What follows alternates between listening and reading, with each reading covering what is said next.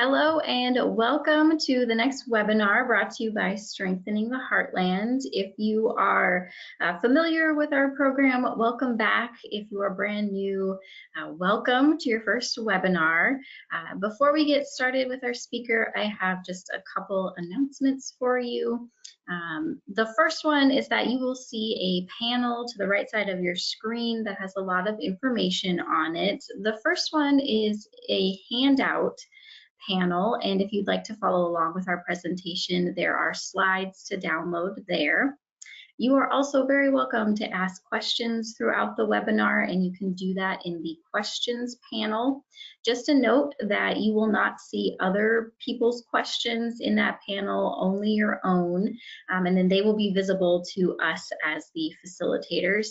We typically do questions at the end of the webinar, but you are free to type those in at any time as we're talking. And then lastly, we really appreciate your feedback on all of our webinar series. So we do have a short survey link that is just added to that chat. If you'll take a couple minutes and give us some feedback, we really like to hear from you on what topics, what issues are really bubbling up in your world, in your community. And so the survey is a great place for us to figure some of that out. We're planning our series for next year already. So again, if there are topics that you really want to learn about, we're happy to look for speakers on just those things.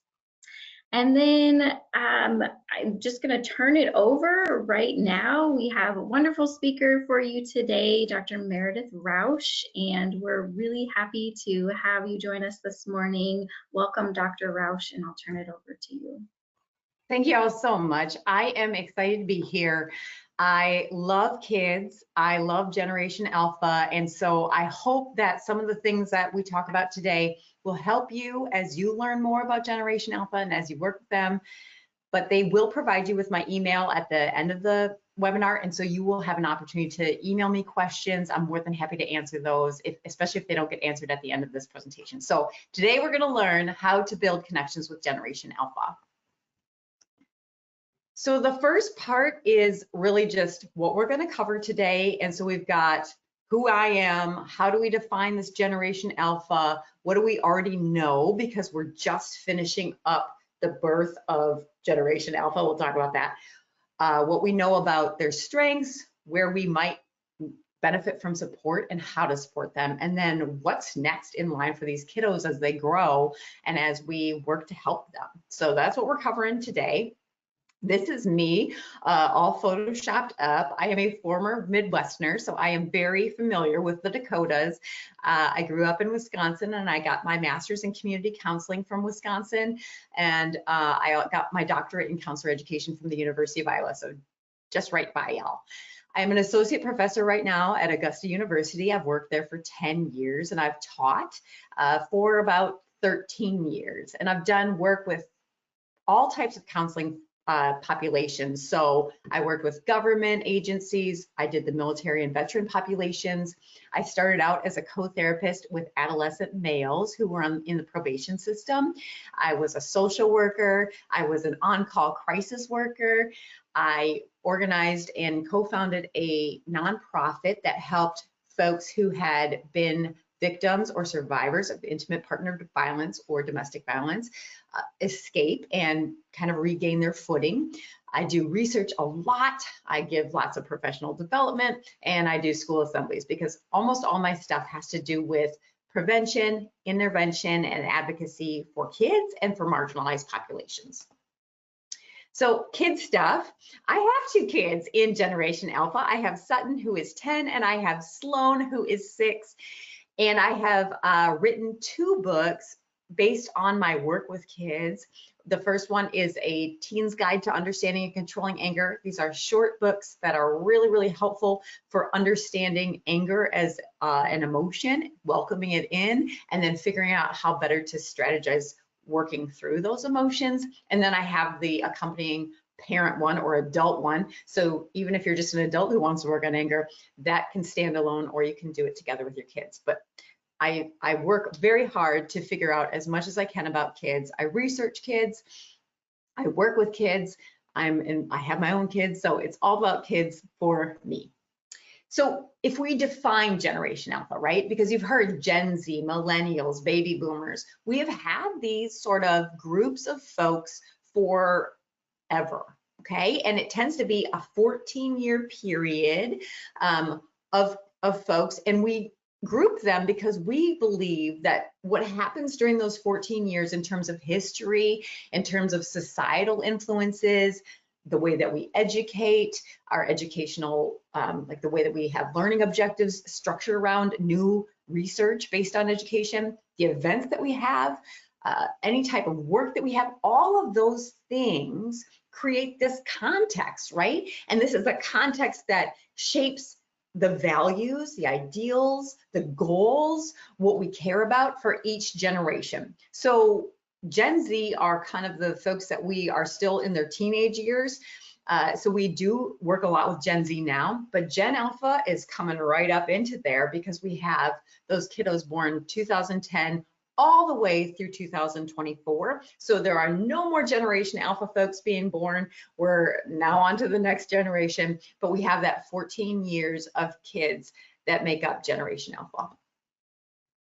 I've researched Generation Alpha before we even called it Generation Alpha. So in 2012, we started a study at the University of Iowa on what we call digital natives. Basically, these kids have never lived in a world where technology wasn't always readily available, right? And so we wanted to see what kinds of things are these kids impacted by, and how do we counsel them better? Because we're counselors, the private principal investigator and myself are counselors. And so how can we help them?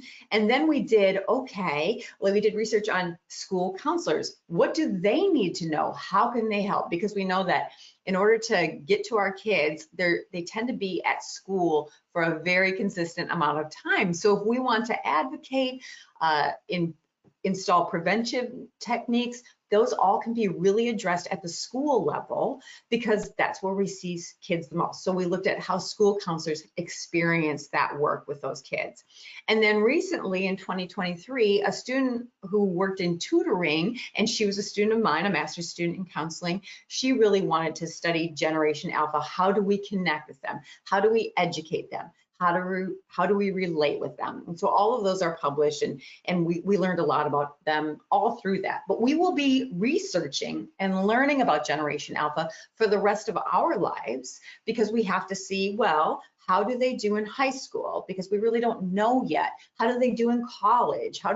What are their sort of romantic partnerships going to look like? What are they going to look to for jobs? And how long will they keep a job? All of those things are things that we just don't know because they're not living it yet. We have no way to study it until they get there. So Generation Alpha is mostly untouched.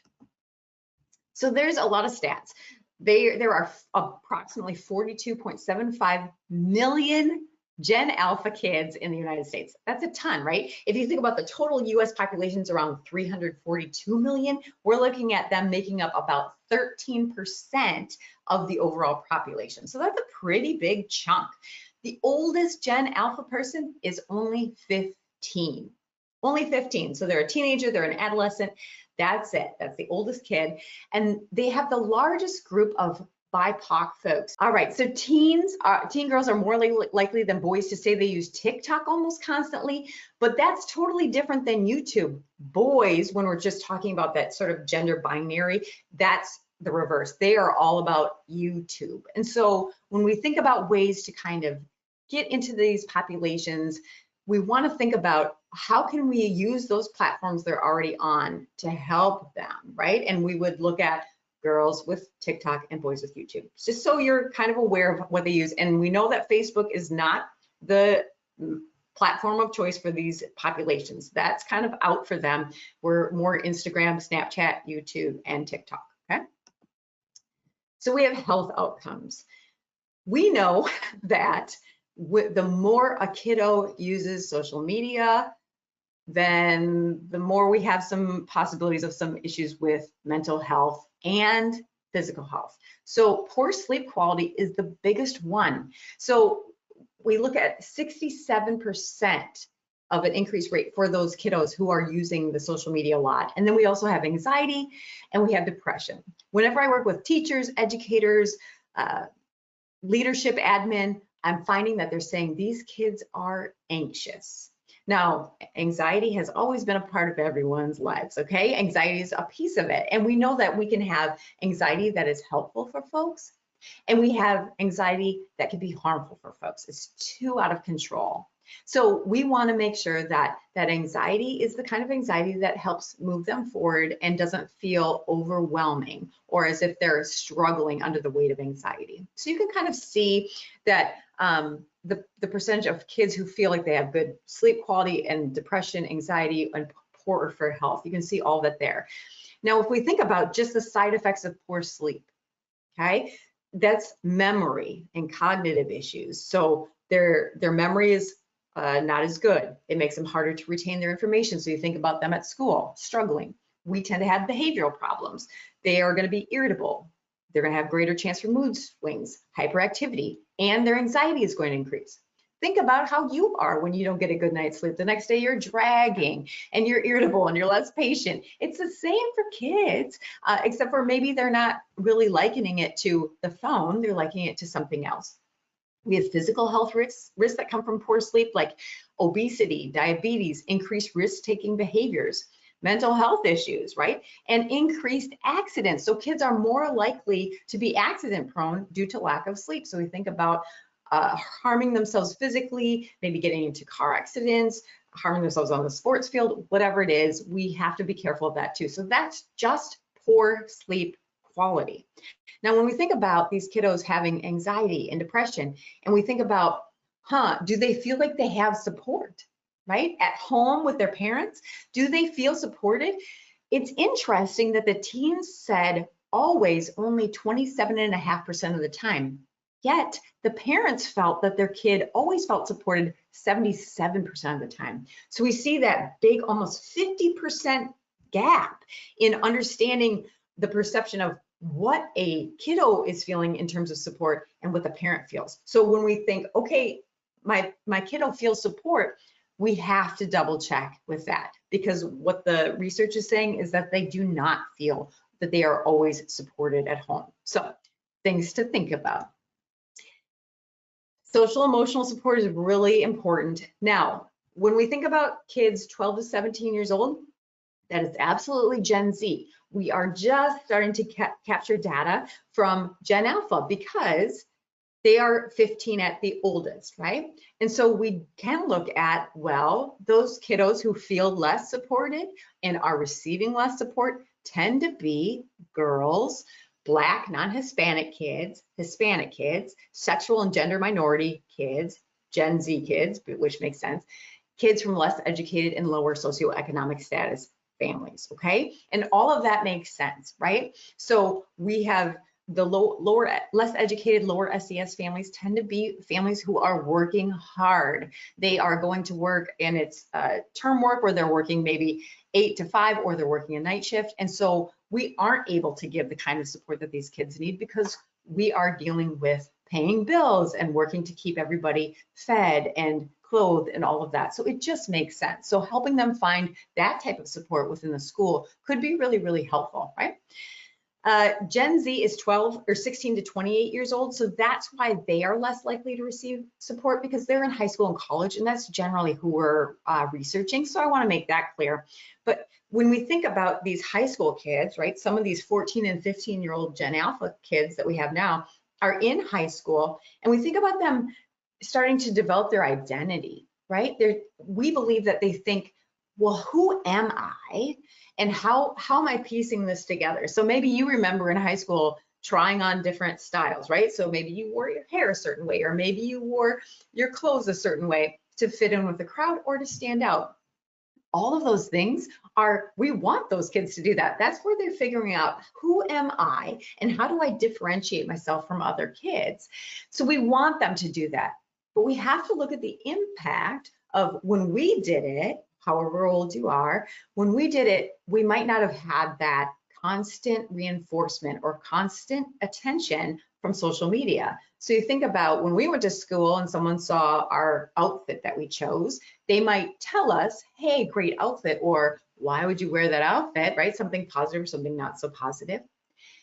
But nowadays, people can take pictures of that and they can post it and they can say, can you believe what so-and-so is wearing? Or they're liking these clothes with the like buttons. And now kids are getting this constant feedback about their appearance, about who they are. And that is tough. That's a tough spot to be in. So when we think about this, you could imagine the issues that you see occurring.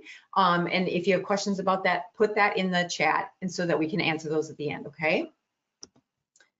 Okay, so we call them also digitods because the group has always had access to tech. So they connect to each other through tech. Either that's online video gaming, that's their phone, they're texting. Normally they don't call, but they could call. Maybe they're FaceTiming. They're connecting to their friends, which is an important part of growing up through that tech.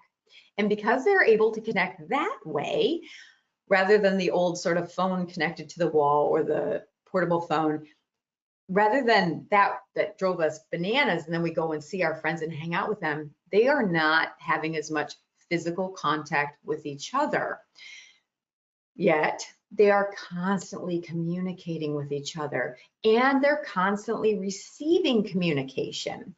And that's through a filtered world. So we think about the idea that when we go to take a picture of our home or of ourselves, we're kicking the clutter in our house out of the way, or we're making sure that we use a filter so that we look a certain way. We are seeing things through a filtered world, which gives these kids who are developing their sense of identity an inaccurate picture of how they should look or how other folks look.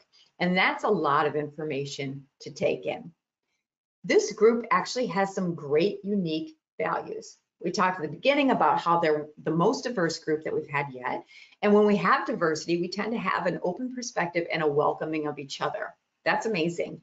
We have a greater sense of entrepreneurship, and that really came from sort of these YouTubers or these folks who are influencers because they see, oh, wow, we can make money doing this kind of thing, or they're seeing other people. The information is spread more about what are kids doing, what are they inventing, what are they starting, and so the mass spread of information is so much greater, and so then they become entrepreneurial too, okay? We know that they want instant gratification. So when we think about the marshmallow test that they did a long time ago, where they put one marshmallow in front of a kid and said, hey, don't eat this because if I come back and you haven't eaten it, I'll give you 2 marshmallows. We know that in general, most of those kiddos just ate the one. That hasn't changed, okay? We often tend to think, wow, this generation is so much different than us. And every generation has thought that too, right? The baby boomers thought about my generation. I thought about the next generation. We always worry about these generations because they're different from us. However, we have similar things in common. It's just expressed and integrated into our life in a different way. So we also have to remember that not one generation is this scary generation. It's just different. And so the more we study that, the more we learn about them, the better able we are to connect and help them. And they also can obtain support.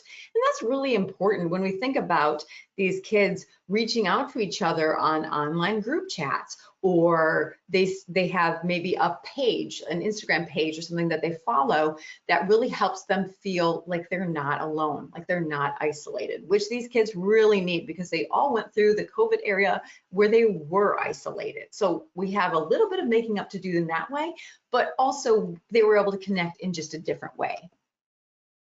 They have strengths. So I fully believe in leading with strengths. When we think about how you would operate if someone said, hey, let me tell you all the things you're doing wrong, it would feel heavy. It would feel like helpless, frustrating. We all have strengths. And if we figure out what our strengths are, we can then use those things that we already have going for us, those supports, those resources, those tools to help us overcome the challenges that we're experiencing. So we think about tech can complete tasks, freeing us from the monotony. There are certain things that with to-do lists or other tasks that are not really helpful to us that tech can do for us. So that kind of gives us a chance to ditch the other things. Video games can improve problem solving. They can improve verbal communication as we work with teams over the internet. These kids are creative, they are innovative, and they are comfortable with flexibility and change. Okay, so those are kind of different than what we've experienced with earlier generations. Their tech toys far outweigh the toys I ever had, right? So we have like the Echo Dot, we have robot toys, we have tablet apps. Kids are learning how to code using toys.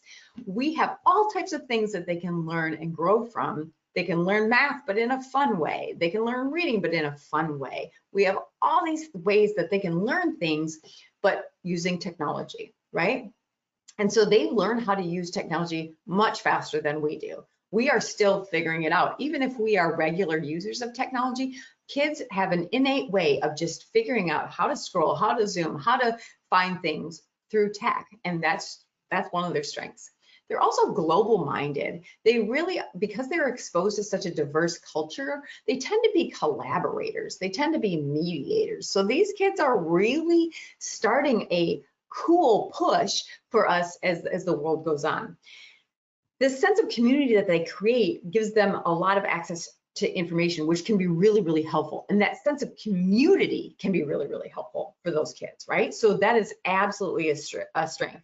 Another strength is that we've seen a drastic decrease in teenagers consuming alcohol, about 20% since 2004. That's big. We also see a major decrease in getting their driver's license, which can be concerning because we wonder if they want their independence. That's about 20% drop in that. And then a slight decrease in sexual intercourse as teens, around 8%.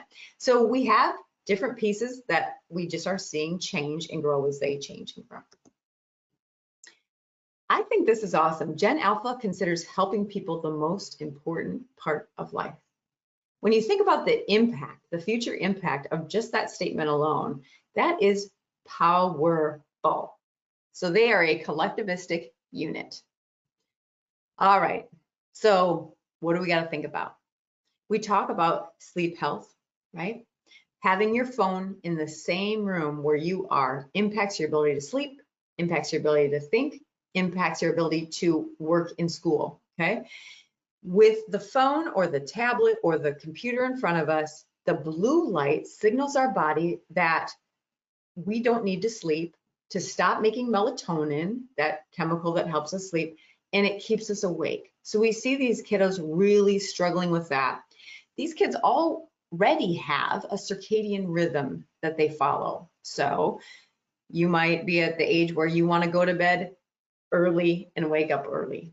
These kids want to go to bed late and wake up late. The problem with that is that most of the time they have to get up for school.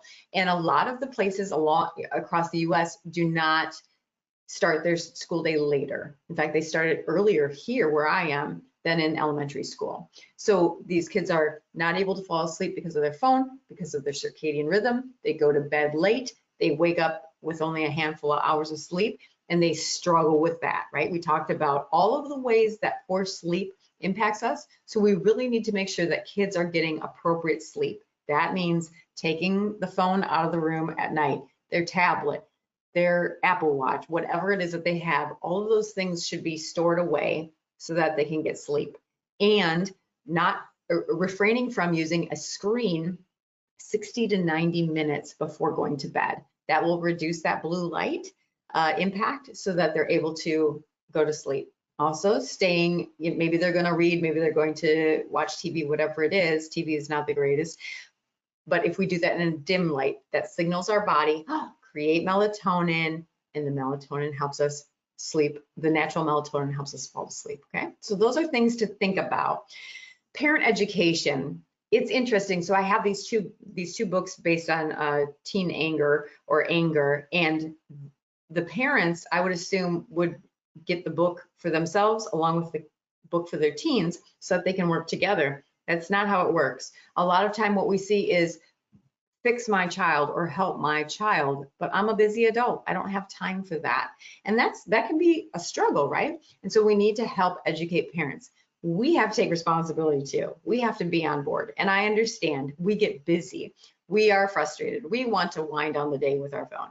I understand all of that, but we all have to make a change if we want our kids to change, right?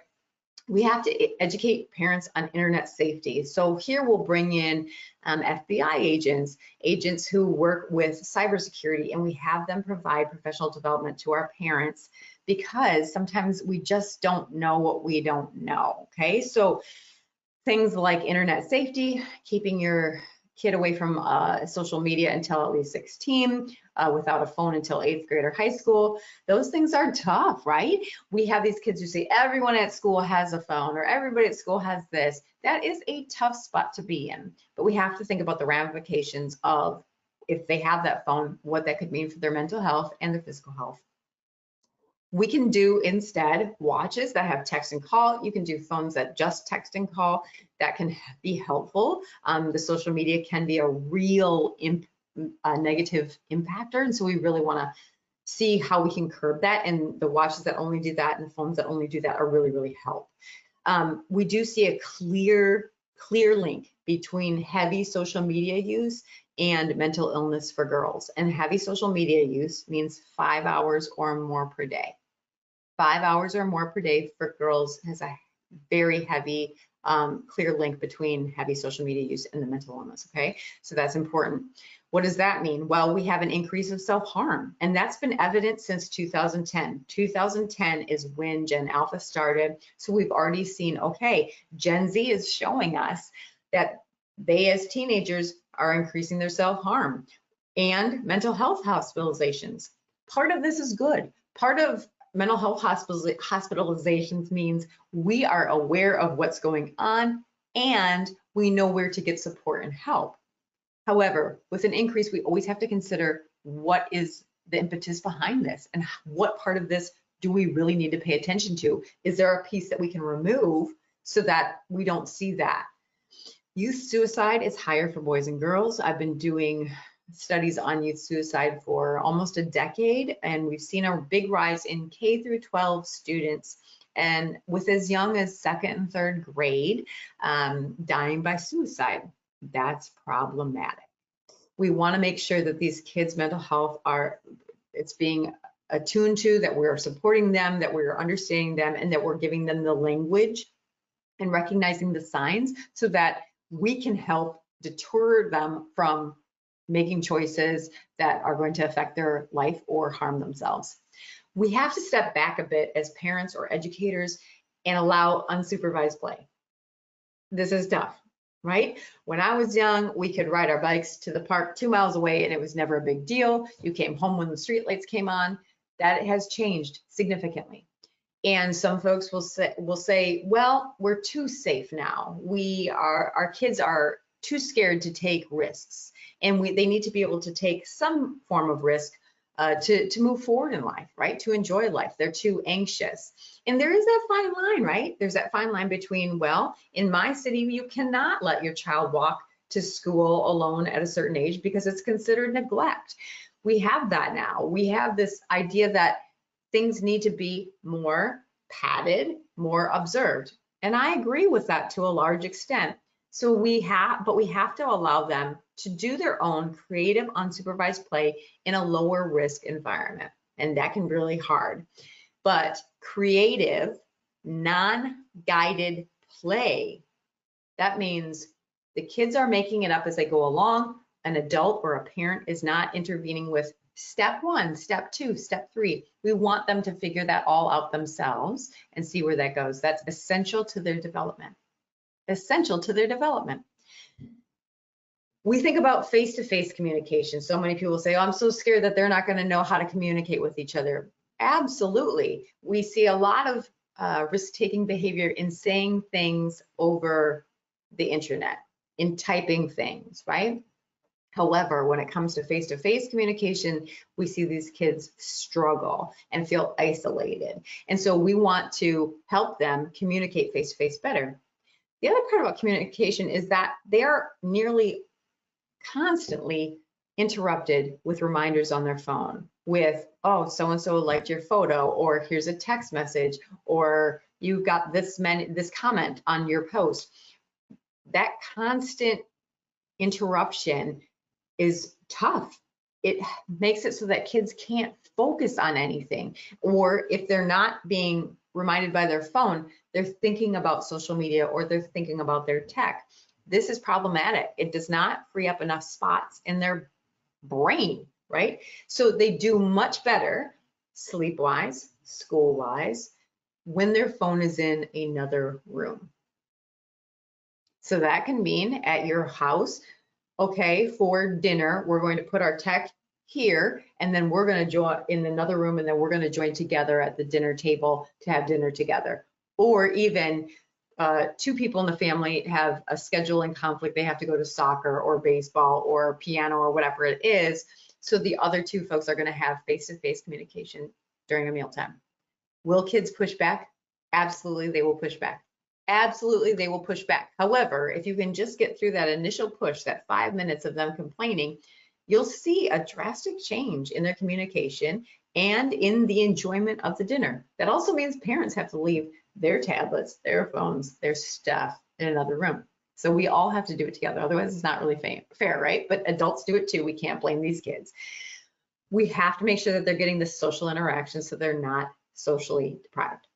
All right, social and emotional support. We have to give room to kids to talk about stuff, and we have to give them the language to do so. Let that sink in, right?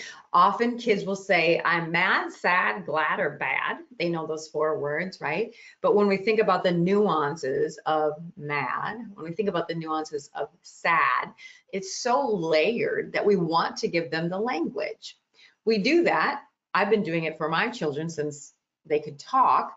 They would say, they would cry and say, oh, it seems like you're feeling sad, or it seems like you're feeling upset. And then as they talked to me about what they were feeling, I gave them new language. Oh, you were frustrated. You couldn't understand what was going on, right? There wasn't an answer to what you needed. So we start to help them develop a really nice vocabulary of feelings so that they can get it right, right? So they can get it right. And we have to be able to help them as they do this. We also have to help them get ready for the withdrawal process.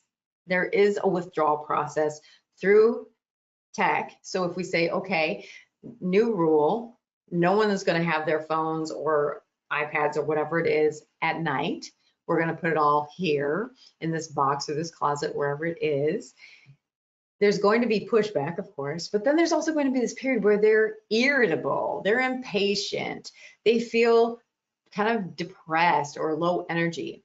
You have to trust that process. We love to say that in counseling. Trust that it will change. That if you go through it, that it won't last forever, and that they will become more like the kid that you knew before. They will become more energized. They will become okay. So we just have to decide what are the rules and then go through the withdrawals according to your rules, okay? Coping strategies and emotional intelligence are really important. We'll talk about that in a later slide, but everybody in the family has to learn how to practice those, or everybody in the classroom has to learn how to practice those, okay? Internet safety. We talked a little bit before about having someone come in, a cybersecurity expert, an FBI expert, something like that, so that people understand internet safety. I think I learn something new every week about internet safety and about the ways that where we think that internet is being safe, it's not. But the thing I learned about this week was that OnlyFans is I knew about OnlyFans, but that's a site, we know what that is, an adult site with adult content. And I thought, okay, well, that's my kids are safe from that because they're not 18. They cannot log into that. However, there is a site that is kind of like OnlyFans called Brand Army. And this is for kids, and you can join it as early as 13. And you can post content. There isn't the same amount of sort of things being shown, right? You have to be clothed in Brand Army. However, you can be in provocative and suggestive poses, and adults are looking at that. So that is a major concern. And so we want to make sure that we have access to what are our kids looking at, what is on their phone, because they can hide those icons on their phone too. So sometimes we see kids will say, oh, I wasn't allowed to use TikTok. And so I took it and I hid it and used an icon that says that it's the weather. Okay, so parents have to be able to see all that stuff too. That is tough, right? We have to stay on top of tech, even if you're not really into tech. When we think about that sense of identity, right? We talked about teenagers figuring out who they are, and we look at internet safety, we think, oh gosh, their brain is only 80% developed. And the 20% that's remaining is this frontal cortex part, right? I'm not a neuroscientist, but that's the front part of your brain. And that front part of your brain is responsible for so much really important stuff as you're a teenager. So we think about your emotions, your memory, learning, and that reward system of if I do this, I rewarded, or if I do this, I get grounded, right? All of that, if you think about a teenager, that stuff is on high alert for them, and it's forming, right? That part of their brain is developing.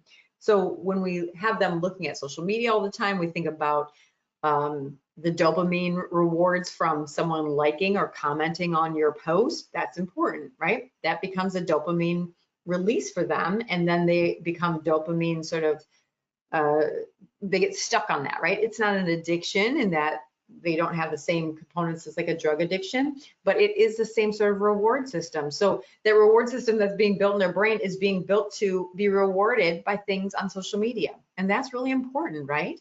And we talked about having that withdrawal process. That is important.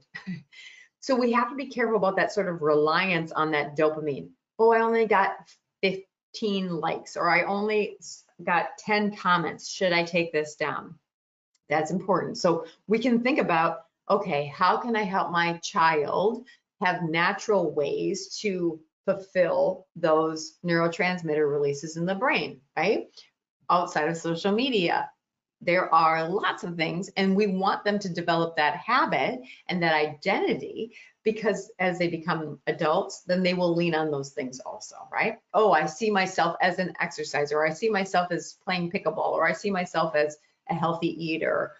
Those are all ways that they add to that identity. So things like getting exercise, no matter what that looks like, help them find something they like, balancing their diet, getting sufficient sleep. I cannot stress sleep enough in this presentation. We have to figure it out. Adults struggle with sleep, y'all, so we have to work on that. Getting sunlight, right? My kids will say, why do we have to go outside? I said, because you need to get fresh air and sunlight, okay? Sunlight is important. Working through your stress by recognizing emotions. You can have them do yoga. Sometimes I do this 15-minute yoga on YouTube and I put it up on the TV, and my daughter does it with me. It's fun, right? And then we're learning how to breathe. You can do breath work. You can play music that they like, right? When I'm making dinner, I'm dancing around the kitchen listening to good music, and then they're dancing around the kitchen listening to the good music too, right? And socializing, playing with animals. If you have a pet, you're already dialed into that. But if you don't have a pet, you can still go find animals. You can go to the zoo, you can find animals in the wild and watch them, whatever that is, or borrow a friend's dog. They always like it if you take them for a walk. One other one is that kids are using AI to write their papers. I'm a college professor. I see a big increase in this. And so they may struggle with actual learning how to research, learning how to write things. So in the classroom, especially you elementary school folks or middle school folks, we want them to learn how to do that writing, learn how to do that research without the aid of asking ChatGPT for suggestions or having ChatGPT write their papers for them, okay? So that's a big one. And then we also see kind of this focus now on like this incel population. So Netflix has that show Adolescence out. There are mixed reviews on it, but I watched it because I had to make sure that I knew what we were talking about. And that's the involuntary celibacy. And what we see with this population is just folks feeling isolated, folks feeling like they lack some sort of intimate connection. And so they become aggressive towards certain folks. And we see bullying. We've always had bullying, but now we have bullying for other ways, and we have bullying that can take place on social media. And so we have lots of considerations in terms of that too. So these folks need to feel like, hey, I need to have a conversation about this. I'm feeling isolated. I'm feeling bullied. We need to have them have some place to go with that, okay? And then we have like this attention and gratification, right? They struggle to pay attention. You'll see them pay attention for a little bit and then get on their phone, or pay attention for a little bit, but then they want to play video games, or we need this instant gratification. We see delayed gratification being a struggle. So we can do things to help curb that at home, right? So we can say, hey, let's all save up any change we find, and we're going to use that to get this for the family, or we're all going to go to on a little trip with the money that we save from that. Something they're going to save up their money for, something, so that they see the importance of delaying gratification. Okay, so all of these things it's big considerations, but we think about, well, they are global thinkers. They want to connect. They have an open perspective. They're open to change. They're flexible. So if we use those pieces that they have going for them to help with this, right, we can help take away some of these deficits or these kind of scary parts to help them here, right? Support. So social emotional learning, growth mindset is important. If you've never heard of growth mindset, that's okay. There's tons of stuff out there to help you. But growth mindset is telling our kids, you have to keep working on stuff in order to grow. It's not just, if it just comes easy, or if it just doesn't come easy, don't give up, right? And so we have some kids who will give up at the first sign of a problem or the first sign of frustration, they give up, because they've never experienced enduring that and recognizing those steps as a necessary part of developing a new skill or of getting somewhere. So growth mindset is really important. And if that sounds good to you, there are lots of different ways to help your child grow their growth mindset, okay? It's never too late for that. Helping them develop self-efficacy. So they're figuring out who they are as socializers, right? It's kind of like this elementary school. And as we get into middle school, they're figuring out who they are, right? This sense of identity.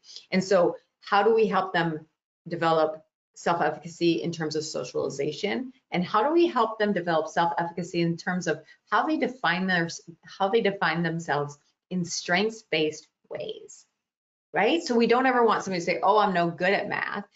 I am working really hard at math, right? It doesn't come natural to me, so I'm doing it. Self-management. If we have kids who are throwing tantrums, who are struggling to cope, we have kids who are turning to substances to help them feel better temporarily, those are issues, right? And so how do we help them recognize what they're feeling, implement a tool, and then make better choices and feel better about themselves? And I challenge you to add a piece before they even have that feeling, to do that meditation, to do that exercise, to do that breath work ahead of time so that they're more balanced entering into the day. I certainly do that. I do much better if I wake up and do at least 15 to 20 minutes of kind of body movement before I start my day. I find I am way more patient. I have more energy, which seems counterintuitive, but our kids are no different, right? Even though they will complain, oh, I don't want to do this, we want to make sure that they're kind of getting that early release out of their body so that they can go on with a more balanced approach. We have social awareness, becoming aware of our friends who might be slipping into things, right? Well, hey, I just want to let you know that I noticed this friend at school, and I know that they're not supposed to be on Instagram, but I saw them on it, or they've started talking to someone online and it seems a little scary, or I'm feeling some type of way, I'm feeling isolated, because we want them to be aware of these things and then ask for support. And we do this through connection. The more your child feels like they have one trusted adult, right? One adult that they can trust and talk to openly, the more that they feel like they have a good best friend or a couple of close friends, those are important. We want them to feel connected to the family as a unit. We want them to feel connected within our neighborhood, within our schools. If you have a church organization, within your city and community, we want them to feel connected to it and grounded in it. So layering that in there also helps them develop this identity of, I am a citizen, and this is what we do as citizens, okay? Educational design, we can implement things in our educational design, if any of you are educators out there, to help them use AI responsibly and creatively. So we're not saying don't ever use ChatGPT, but how do we use it? Or how might we use, there's a great tool called Napkin that helps you organize slides for PowerPoints and Canva. How do we use it responsibly, right? That can help them figure out, okay, this is the way that it is supported, right, in my school. Then we have personalized learning. We call this edutainment, right? Edutainment is where we combine kind of education with entertainment. It is just as it sounds, right? But helping do that in ways that they find new things that they like that don't always involve social media. We incorporate the technology and experiential learning together. We translate information together, and we play with toys. Those are important. So from an early age, we have some Gen Alpha who are just a couple months old, right? And so letting them get used to playing freely with toys, to creating with their hands, and introduce screens to them as late as possible, that's what's going to help with them, right? So we know we can help them build learning via YouTube and TikTok, especially for those older kids, right? But we also know that they have to learn face-to-face communication. And so we can also use tech to help us with that. We just have to be creative ourselves. Where do we go from here? Well, we have a lot, right? I started out this whole thing saying we don't know what we don't know. If our oldest Gen Alpha kid is 15, we don't know much about age 16, 17, or 18, and we don't know about those kiddos who were born last year and how the world will look different in 10 years' time, right? So we want to help them engage with the world, okay? So how do we help them dig in the dirt, explore, play, take risks, unsupervised play? As scary as that seems, how do we do that together? How do we make sure that we are encouraging our friends to bring their kids over so everyone can connect, so we can have face-to-face communication as adults, as kids, as teams together? How do we make deliberate use of that time and that space to do so? Screen time, figuring it out for your family. Okay, so maybe that means, okay, you can have screen time in the summer. We're coming up on the summer months, right? Once you've done one thing to help the household, right? So maybe you're going to vacuum, you can choose, right? You could vacuum or you can put the dishes away. So once you do that, once you read for 20 minutes, once you do something to move your body for 30 minutes, once you can, then I'll give you the Wi-Fi password, or maybe then I'll give you your screen.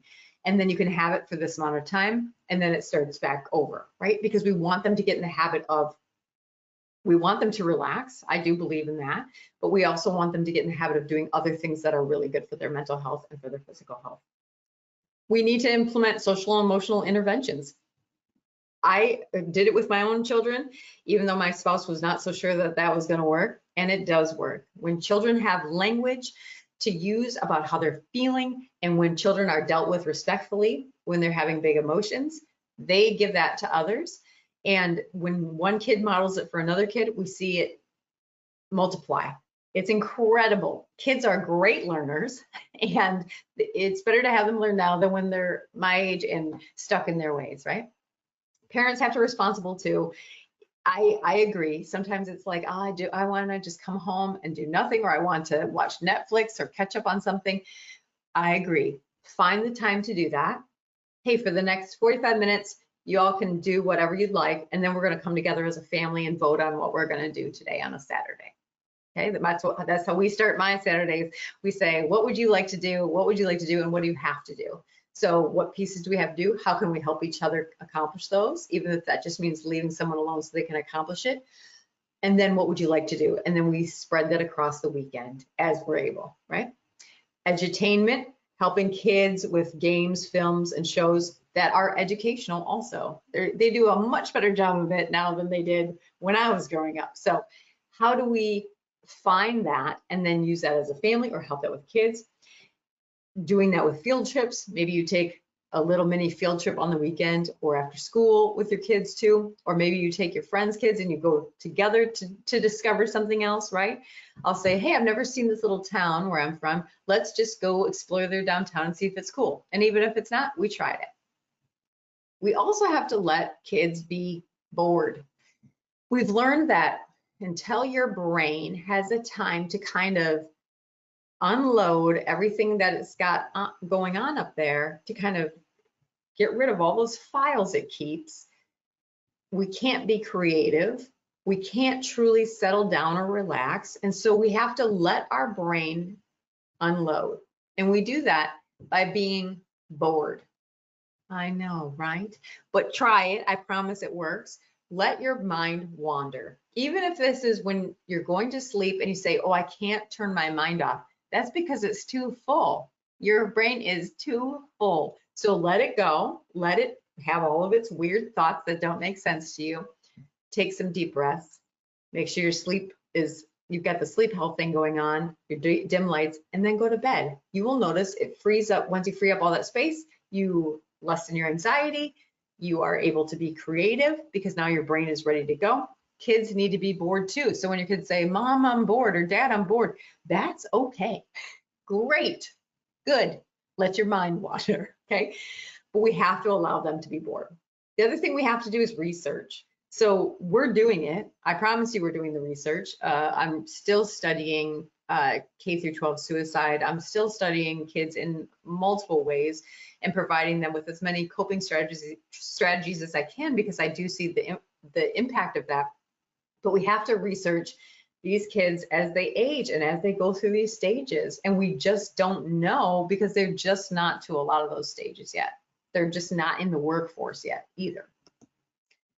There are a lot of resources and books. If you are interested, Generation Alpha, that book is good. We have mindfulness and meditation for teens and preteens.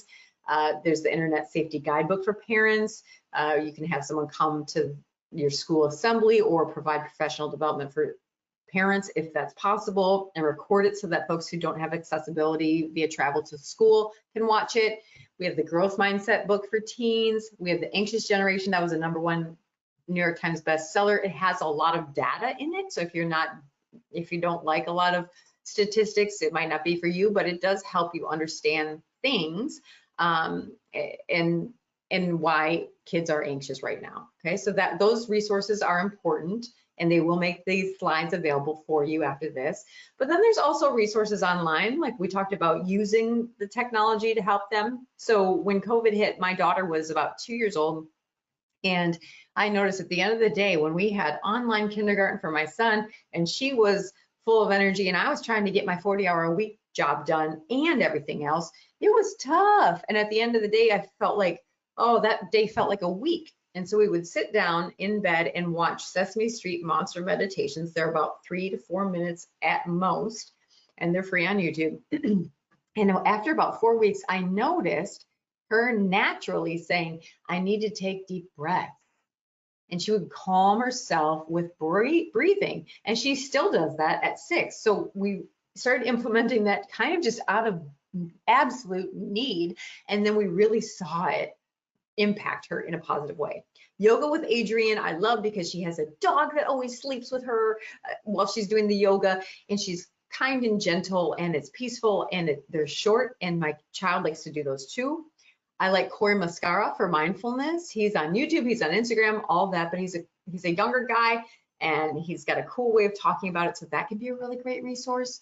And if you're really interested in Gen Alpha in general, the TED Talk, What Gen Alpha Can Teach Us About Technology by Emma and Charlotte Robinson is a great one, and it's under 20 minutes. So even if you could just listen to it on the way to work or while you're doing something around the house, that's a great one too.